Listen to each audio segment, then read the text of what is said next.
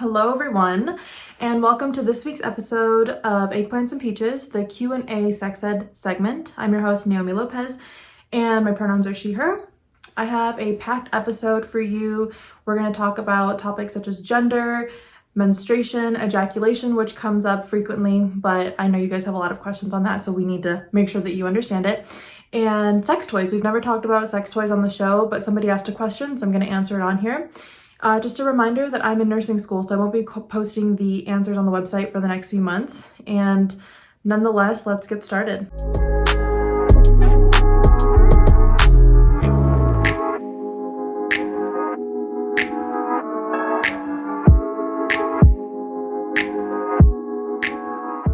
Okay, so just a quick reminder for those of you who didn't watch the previous episode, I just started a 1-year accelerated nursing program. And it's very quick, it's very intense, and so to save time and to still provide you answers, I'm no longer going to be posting the answers on the website. They will only be on the video. Okay, so the first question of today is, I'm trans and my partner is supportive. However, I'm just far too embarrassed about the way I look to have sex. Is this normal?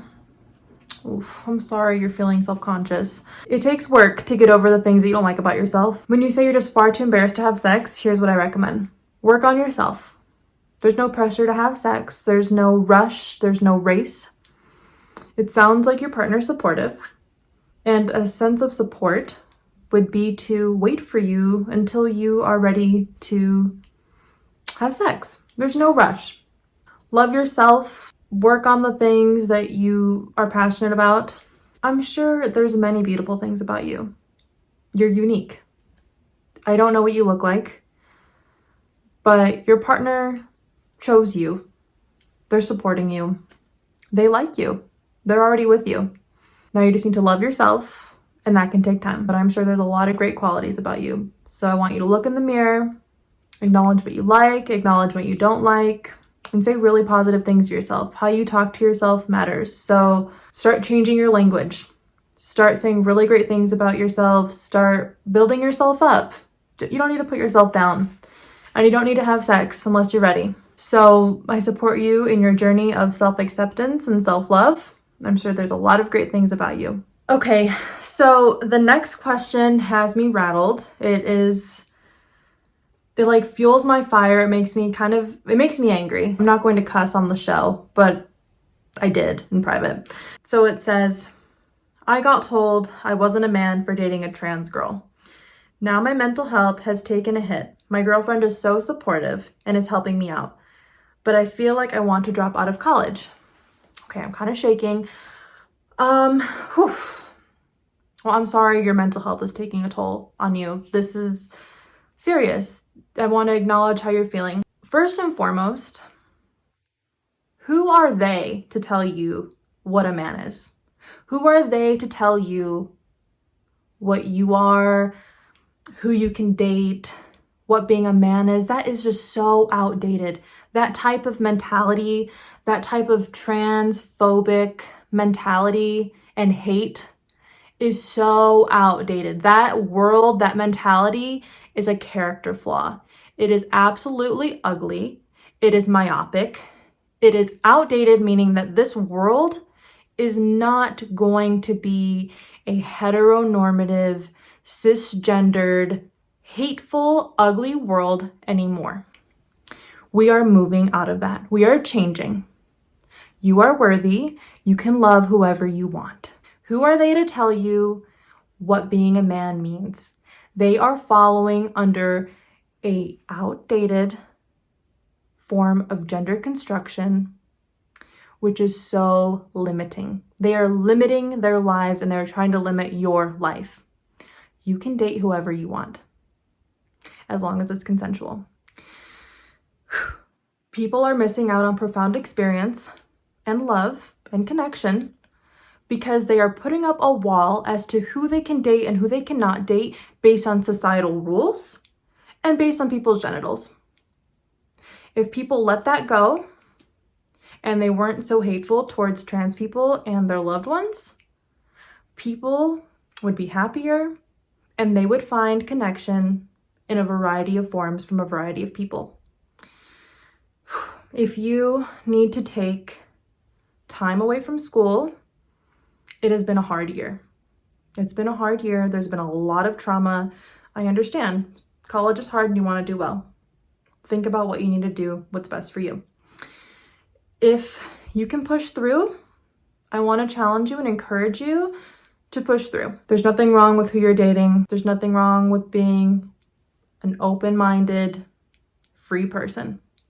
You decide what a man is, not these people who don't matter, not these people who are living in an old world with an ugly character flaw. I wish you the best. If you can push through and get ahead and continue with school, seek counseling if you need it, but know that you're living with your heart open without bounds because you're not being transphobic. You're simply loving somebody, and there's nothing wrong with that. Reach out if you need more. Thank you. Okay, so that was a rough question for me. I don't like that people treat people like that. But we're gonna move on to the next question. It is, why are there bins in the girls' toilet stalls? I've always been curious. And so those bins are there for people to dispose of their period products. So that can be tampons, it could be pads, and the way you should dispose of them is you should wrap them up in toilet paper and put them in the bin. Never flush your period products down the toilet. You can cause serious septic damage, and this includes going out in public and the toilet at home. Now, some people use reusable menstrual products, which I encourage. It reduces waste, and we need to start thinking that way. So this can include menstrual cups, reusable cloth pads, and also menstrual underwear.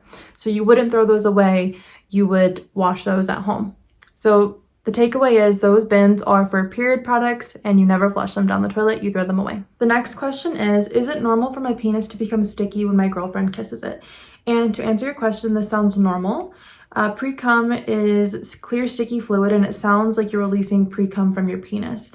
And just remember that sperm can be present in pre-cum, and so if that were to get into the vagina, that it could cause pregnancy. Another thing to note is that pre-cum is a product of arousal. So if it feels really good when your girlfriend is kissing your penis, it's probably because you're getting aroused, and that's a normal bodily response. The next question is me and my girlfriend are thinking about using a remote controlled vibrator while we go out to dinner through an app. Do you have any advice on this? And off the bat, what I thought was there's a pandemic and no one should be going out to dinner, but that's neither here nor there. I'm not going to talk about COVID. It was just really funny to me that I thought that.